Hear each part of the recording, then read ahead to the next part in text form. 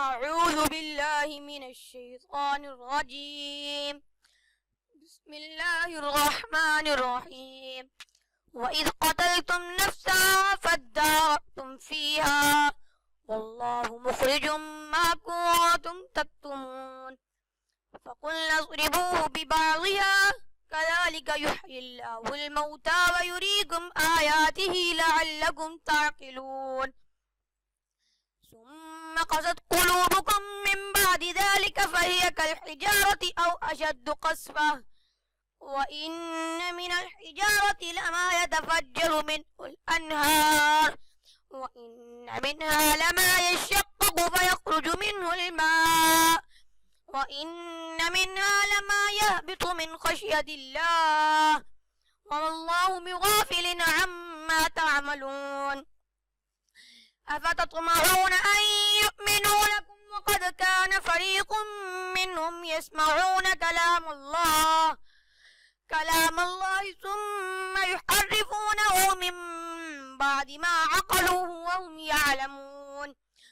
وإذا لقوا الذين آمنوا قالوا آمنا وإذا خلا بعضهم إلى بعض قالوا وتحدثونهم بما فتح الله عليكم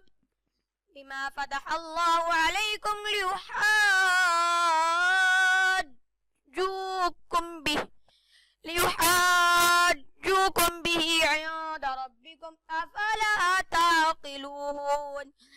أولا يعلمون أن الله يعلم ما يسرون وما يعلنون ومنهم أميون الكتاب لا يعلمون إلا أماني وإنهم إلا يظنون فويل للذين يكتبون الكتاب بأيديهم ثم يقولون هذا من عند الله ليشتروا به ثمنا قليلا فويل لهم مما كتبت أيديهم وويل لهم مما يكسبون وقالوا لا تمسنا النار إلا أياما معدودة قل أتخذتم عند الله عهدا فلن يخلف الله عهده أم تقولون على الله ما لا تعلمون بلى من كسب سيئة وأحاطت به خطيئته فأولئك أصحاب النار هم فيها خالدون والذين آمنوا وعملوا الصالحات أولئك أصحاب الجنة هم فيها خالدون وإذ أخذنا ميثاق بني إسرائيل لا تعبدون إلا الله وبالوالدين إحسانا وذي القربى واليتامى والمساكين وقولوا للناس حسنا وأقيموا الصلاة وآتوا الزكاة ثم توليتم إلا قليلا منكم وأنتم معرضون وإذ أخذنا ميثاقكم لا تسفكون دماءكم ولا تخرجون أنفسكم من دياركم ثم أقررتم وأنتم تشهدون ثم أنتم هؤلاء تقتلون أنفسكم وتخرجون فريقا منكم من ديارهم تظاهرون عليهم بالإثم والعدوان وإن يأتوكم أسارى تفادوهم وهو محرم عليكم إخراجهم أفتؤمنون ببعض الكتاب وتكفرون ببعض فما جزاء من يفعل ذلك منكم إلا خزي في الحياة الدنيا ويوم القيامة يردون إلى أشد العذاب وما الله بغافل عما تعملون أولئك الذين اشتروا الحياة الدنيا بالآخرة فلا يخفف عنهم العذاب ولا هم ينصرون اور جب تم لوگوں سے کہا جاتا ہے، تم لوگوں میں سے کچھ نے ایک آدمی کا خون کر دیا، پھر ایک دوسرے پر اس کو ڈالنے لگے، اور اللہ تعالیٰ کو اس امر کا ظاہر کرنا منظور تھا جس کو تم مخفی رکھنا چاہتے تھے، اس لیے ہم نے حکم دیا کہ اس کو اس کے کوئی سے ٹکڑے سے چھوا دو۔ اس طرح حق تعالیٰ قیامت میں مردوں کو زندہ کریں گے، اور اللہ تعالیٰ اپنے نظائر قدرت تم کو دکھلاتے ہیں اسی توقع پر کہ تم عقل سے کام لیا کرو۔ ایسے واقعات کے بعد تمہارے دل پھر بھی سخت ہی رہے تو یوں کہنا چاہیے کہ ان کی مثال پتھر کی سی ہے، بلکہ سختی میں پتھر سے بھی زیادہ سخت ہیں، اور بعض پتھر تو ایسے ہیں جن سے بڑی بڑی نہریں پھوٹ کر چلتی ہیں، اور انہی پتھروں میں سے بعض ایسے ہیں کہ جو شک ہو جاتے ہیں، پھر ان سے اگر زیادہ نہیں تو تھوڑا ہی پانی نکل آتا ہے، اور انہی پتھروں میں سے بعض ایسے ہیں جو اللہ تعالیٰ کے خوف سے اوپر سے نیچے لڑک آتے ہیں، اور حق تعالیٰ تمہارے اعمال سے بے خبر نہیں ہے۔ اے مسلمانوں، کیا اب بھی تم توقع رکھتے ہو کہ یہ یہود تمہارے کہنے سے ایمان لے آئیں گے؟ حالانکہ ان میں کچھ لوگ ایسے گزرے ہیں کہ اللہ تعالیٰ کا کلام سنتے تھے اور پھر اس کو کچھ کا کچھ کر ڈالتے تھے، اور اس کو سمجھنے کے بعد ایسے کرتے اور جانتے تھے، اور جب ملتے ہیں منافقین یہود مسلمانوں سے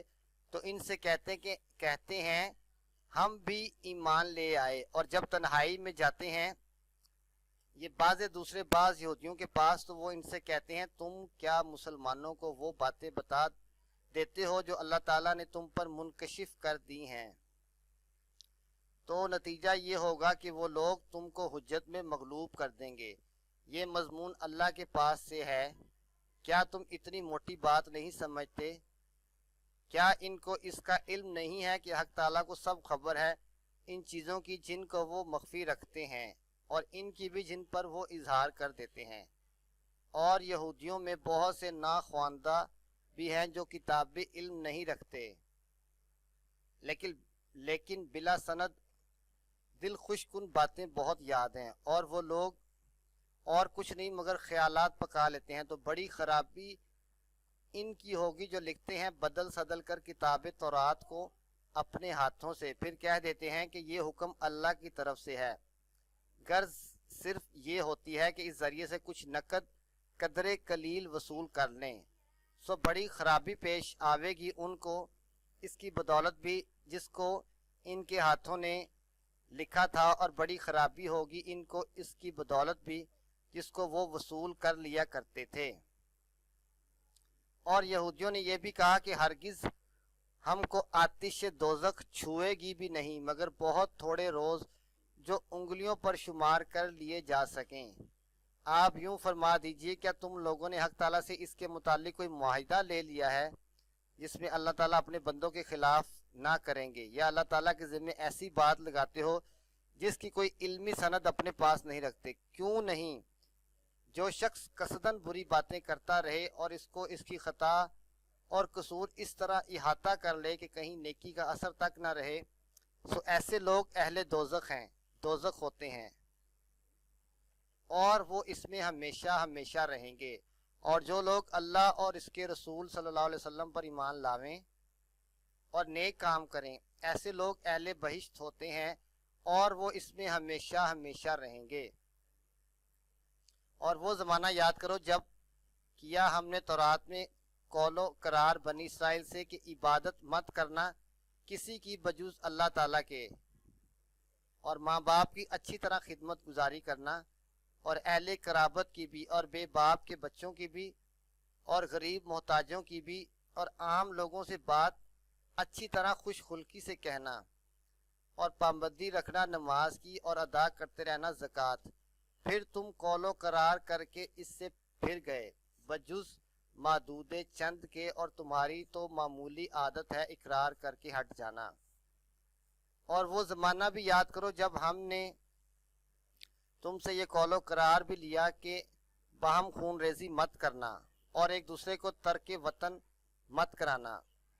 پھر تم نے اقرار بھی کر لیا، اور اقرار بھی ضمناً نہیں بلکہ ایسا صریح جیسے تم شہادت دیتے ہو۔ پھر تم یہ آنکھوں کے سامنے موجود ہی ہو کہ قتل قتال بھی کرتے ہو اور ایک دوسرے کو ترک وطن بھی کراتے ہو، اس طور پر کہ ان اپنوں کے مقابلے میں ان کی مخالف قوموں کی امداد کرتے ہو گناہ اور ظلم کے ساتھ، اور ان لوگوں میں سے کوئی گرفتار ہو کر تم تک پہنچ جاتا ہے تو ایسوں کو کچھ خرچ کرا دیتے ہو، حالانکہ یہ بات بھی معلوم ہے کہ تم کو ان کا ترک وطن کرا دینا نیز ممنوع ہے۔ تو کیا پس یوں کہو کہ کتاب تورات کے بعض احکام پر تم ایمان رکھتے ہو اور بعض پر ایمان نہیں رکھتے؟ سو اور کیا سزا ہو ایسے شخص کی جو تم لوگوں میں سے ایسی حرکت کرے بجز رسوائی کے دنیاوی زندگانی میں، اور روز قیامت کو بڑے سخت عذاب میں ڈال دیے جائیں گے۔ اور اللہ تعالیٰ کچھ بے خبر نہیں تمہارے اعمال زشت سے۔ یہ وہ لوگ ہیں کہ انہوں نے دنیاوی زندگانی کے حظوظ کو لیا اور بعوض نجات آخرت کے، سو نہ تو ان کی سزا میں کچھ تخفیف دی جائے گی اور نہ کوئی ان کی طرفداری پیروی کرنے پائے گا۔